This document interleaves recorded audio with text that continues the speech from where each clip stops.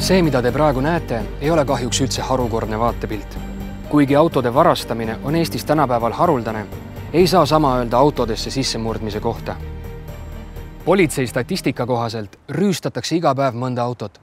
Aastas langeb enam kui 520 autoomaniku vargusohvriks.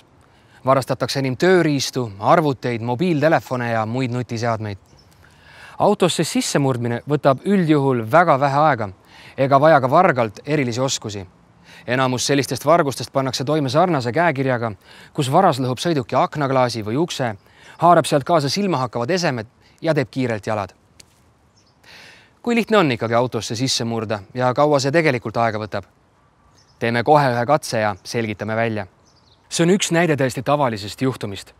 Kesklinnas inimeste peamisest liikumistrajektoorist veidi kõrvale pargitud auto ja juhi kõrvalistmele on jäetud sülearvutikott ja mobiiltelefon, sest kõrval asuvasse kontorisse läks autoomanik vaid 15 minutiks ja varem pole ju midagi juhtunud. Kuid selleks, et autos olevad esemed pätile silma jääks, ei lähe tarvis veerand tundigi. Alustame.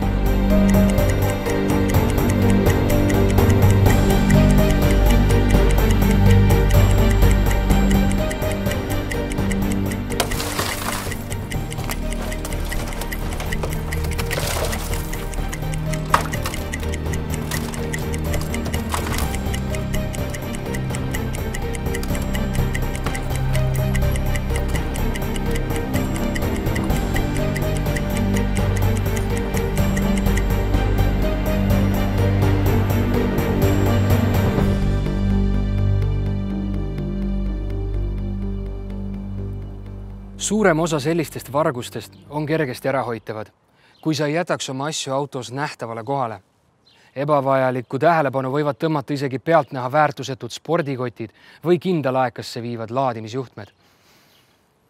Kui aga ikkagi peaks juhtuma see kõige halvem, siis kahju korvamisel on sulle abiks kindlustus.